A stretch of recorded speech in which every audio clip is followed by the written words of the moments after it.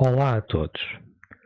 Nesta aula vamos falar da noção de ângulo generalizado e de ângulos equivalentes. Antes de começarmos, precisamos de rever apenas um pequeno detalhe. Nós vamos falar de ângulos que são representados por números e por vezes esses números podem ser positivos e outras vezes podem ser negativos. O sinal desses números representa para que lado ou em que sentido estamos a rodar. E então define-se que o sentido positivo da rotação é quando rodamos no sentido contrário ao dos ponteiros do relógio e que a rotação no sentido dos ponteiros do relógio é a rotação no sentido negativo. Posto isto, vamos então falar dos ângulos equivalentes. E ângulos equivalentes são ângulos que, embora representem uma rotação diferente, o resultado final dessa rotação é o mesmo. O que eu quero dizer com isto é que, se eu estiver num ponto a olhar na direção de um certo objeto e fizer uma rotação, e vamos imaginar que, estando a olhar nesta direção, a seguir rodava 30 graus no sentido positivo e ficava a olhar nesta outra nova direção que eu desenhei mais à esquerda. Se, ao invés de rodar 30 graus, eu rodasse 390 graus, o resultado final seria o mesmo. Continuaria a olhar na mesma direção. E existem ainda outras rotações diferentes para as quais o resultado final seria o mesmo. Por exemplo, se ao invés de rodar os 30 ou os 390, se rodasse 330 graus no sentido contrário, no sentido negativo, iria continuar a olhar para o mesmo lado. Ou ainda, em positivo, por exemplo, se rodasse, ao invés de 390, se rodasse 750 graus, também acabaria, no final, por estar a olhar na mesma direção. Todos estes ângulos, cuja rotação acaba por ter o mesmo resultado final, diferem uns dos outros apenas de 360 graus ou múltiplos de 360 graus. Por exemplo, do 30 para o 390 vão 360. Do 390 para os 750 vão outros 360. Dos próprios menos 330 para os 30 também vão 360 graus. E todos estes ângulos representam ficarmos no fim na mesma direção, porque a diferença entre uns e outros é de uma volta, de uma rotação completa. Explicado este conceito, vamos agora então ver como é que podemos determinar ângulos equivalentes uns aos outros. Para isso, agora vamos buscar a ajuda de uma calculadora para vermos aqui. Portanto, tenho aqui um ângulo de 953 graus e eu quero um ângulo que seja equivalente, mas que esteja no intervalo de 0 a 360. Então, uma coisa que posso fazer, muito simples, é ir retirando 360 graus, voltas completas. E se eu retirar 360 graus, vai-me dar 593, como estamos a ver ali na calculadora, mas ainda não está dentro do intervalo pretendido. Então, posso, pura e simplesmente, retirar uma outra volta e dá 233, que já está no intervalo pretendido. Quer dizer que o ângulo de 233 é equivalente ao ângulo de 953. Poderemos até dizer que ele é equivalente porque os 953 poderia ser obtido como o nosso ângulo de 233 mais 2 vezes 360. Quer dizer que a nossa resposta à linha A é os 233 graus que calculamos. Mas este processo que nós fizemos não é muito prático, porque o 953 tinha apenas mais 2 voltas que o 233. Mas se o ângulo que vos dou no início do problema for muito grande, podemos ter que estar a repetir muitas vezes a mesma conta. Por exemplo, na linha B, se eu tentasse fazer este processo, pegar no ângulo de 2574 e ir tirando voltas, teria que repetir este processo muitas vezes. Só para verem. E quanto maior for o ângulo, mais vezes tenho que estar aqui a repetir este processo. Embora, de facto, chegue ao resultado. Mas reparem, isto foi o caso em que tinha um ângulo de 2574. Quando tiver um ângulo muito maior, como o da linha C, vai dar cada vez mais trabalho. Se tiver um ângulo na ordem dos 100.000 graus, já nem sequer é prático resolver isto em tempo útil. Então, o que é que podemos fazer aqui para descobrir um ângulo equivalente sem termos tanto trabalho? Podemos pegar no nosso ângulo, que está no enunciado, e dividi-lo por 360. E o que isto nos diz é que este ângulo de 2574, este resultado de 7,15 que está aqui, quer dizer que o ângulo tem 7 voltas completas e mais um bocado mais pequeno do que 360. Então, se eu aos 2574 retirar 7 voltas completas, 7 vezes os 360 graus, vou obter 54. Quer dizer que os meus 2574 é igual, estou a escrever mal, é igual a 54 graus mais 7 vezes os 360. E o ângulo equivalente aos 2574 é este ângulo de 54 graus. Quer dizer que a resposta a este problema é de 54 graus. Então, agora vamos aplicar o mesmo conceito na linha C. Então, pegamos no nosso ângulo de 10.521, dividimos por 360 e este resultado significa que o nosso ângulo tem 29 voltas completas. Então, ao 10.521, vamos retirar 29 vezes o 360 e vamos obter o resultado de 81. Quer dizer que o que sobra para além das voltas completas são 81 graus. Então, nós podemos dizer que o nosso 10.521 é igual a 81 mais 29 vezes 360 e um ângulo equivalente dentro do intervalo pretendido é o ângulo de 81 graus. Finalmente, na linha D, nós temos um caso um bocadinho diferente, por o ângulo ser negativo. Vamos só ver o que é que acontece se seguirmos só a mesma lógica que nós estamos a fazer. Primeiro, tenho o ângulo, vou só olhar para o número 3.752 e vou então pegar nos 3.752, divido por 360 e tenho ali 10 voltas completas.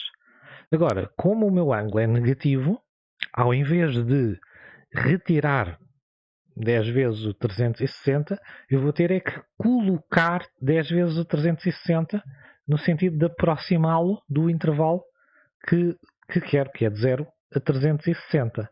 Se eu retirasse ainda mais 10 vezes 360, ia obter um número ainda mais negativo. Mas então, vamos lá dizer que o que nós queremos é falta-me o sinal de menos 3.752 mais 10 vezes 360 dá menos 152. E então eu tenho aqui um problema, porque se eu seguir a mesma lógica que estou a fazer,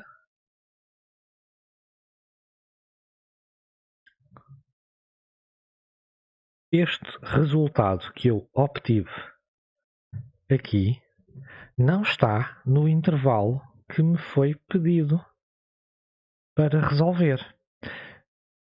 Isto é uma solução muito simples. Se eu adicionar mais uma volta completa, mais 350 graus, mais 350 não, 360 para ser uma volta completa, já vou ter um número dentro do intervalo pretendido, que é os 208 graus. Portanto, posso dizer que os menos 3.000 os menos 3.752 é os 208 graus. Estou a ver ali um erro. Menos 11 vezes 360. Havia um erro aqui na escrita anterior, onde devia estar aqui um sinal de menos e não de mais. Senão a conta não dava o número original dos 3.752. A resposta é, então, os 208 graus. Os 208 é um ângulo equivalente ao original, mas dentro do intervalo pretendido. Vamos agora ver um novo exercício.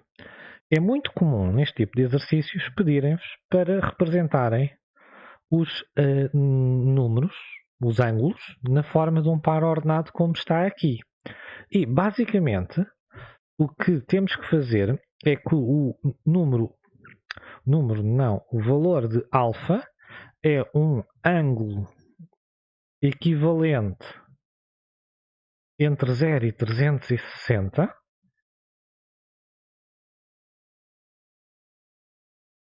e o kappa é o número de voltas completas. É quantas vezes temos que adicionar os 360 graus. Então, na prática, o que nós vamos fazer em termos de contas é o mesmo que fizemos nos problemas anteriores. Então, vamos cá voltar à calculadora. Temos o 1325, dividimos por 360 e sabemos que tem 3 voltas completas. Então, ao 1325, subtraímos 3 vezes o 360 e dá 245. Quer dizer que os 1325 é igual aos 245 mais 3 vezes 360. Quer dizer que a representação na forma de par ordenado alfa-kappa é 245 graus 3, que é a resposta à linha A. Vamos então agora seguir o mesmo processo para os restantes números. Então, a linha B, 4217 a dividir por 360. 11 voltas completas. 4217 menos 11 vezes 360. 257 graus e 11 voltas. Quer isto dizer que, então, o ângulo é igual a 257 mais 11 vezes 360 graus e pode ser representado na forma de par ordenado 257 graus 11. Vamos continuar com os próximos. Este aqui, por causa do número estar tão perto de zero, é fácil de percebermos que o menos 353 é 7 graus menos uma vez 360. Podemos fazer isto sem calculadora. Quer dizer que o nosso par ordenado é 7 graus e menos uma volta. E, finalmente, temos que fazer os 10.524 graus. Então, vamos lá fazer 10.524 a dividir por 360 e temos 29 voltas. Então, agora, a questão de ser o ângulo negativo, como vimos no problema anterior, menos 10.524, se eu somasse 29 voltas, ainda ia obter um ângulo negativo, não estava entre 0 e 360. Mas se eu, ao invés de somar 29 voltas, somar mais uma, somar 30 voltas, já vou obter um ângulo no intervalo pretendido. Então ele é igual a 276 graus mais 30 rotações completas. Podemos escrever aqui, o que quer dizer que o nosso par ordenado é 276. E mais uma vez eu aqui escrevi mal este sinal, porque para obter este resultado tem de ser menos 30. Eu já vos vou mostrar na calculadora para perceberem. Para eu obter os menos 10.524 tenho que fazer 276 menos 30 vezes 360 para obter aquele ângulo em negativo. Então, agora vamos a uma última questão, que é uma coisa que devemos sempre perguntar: mas para que é que isto serve? Então, a noção de ângulo generalizado serve-nos para nós podermos trabalhar com ângulos que são demasiado grandes, para podermos calcular senos e cossenos e tangentes de ângulos que estão para lá dos 360. E a ideia é que dois ângulos equivalentes têm exatamente os mesmos valores de seno, cosseno e tangente. Então, por exemplo, neste primeiro exemplo que aqui temos, o seno de 390, nós sabemos que 390 graus é igual a 30 graus mais 360. Então, podemos, pura e simplesmente, dizer que o seno de 390, que era igual ao seno de 30 mais uma vez 360, é a mesma coisa que termos apenas o seno de 30, que é um dos valores que os alunos têm que saber de cor da tabela trigonométrica, que é igual a 1/2. Agora, vamos ver os outros. Cosseno de 1470, já é um número maior. Vamos aqui, 1470. Quantas voltas completas é que tem? 4. Então, 1470 menos 4 vezes 360. Também dá 30 graus. Então, podemos dizer que isto é a mesma coisa que o cosseno de 1470 é a mesma coisa que eu ter o cosseno de 30 mais 4 vezes 360, que é igual ao cosseno de 30, que é também um dos valores conhecidos, que é a raiz de 3 sobre 2. Finalmente, a tangente de menos 675. Como o número não é muito longínquo do zero, até podemos, nos menos 675, pura e simplesmente, ir somando 360 em 360 até obtermos um valor dentro do intervalo pretendido, que são os 45.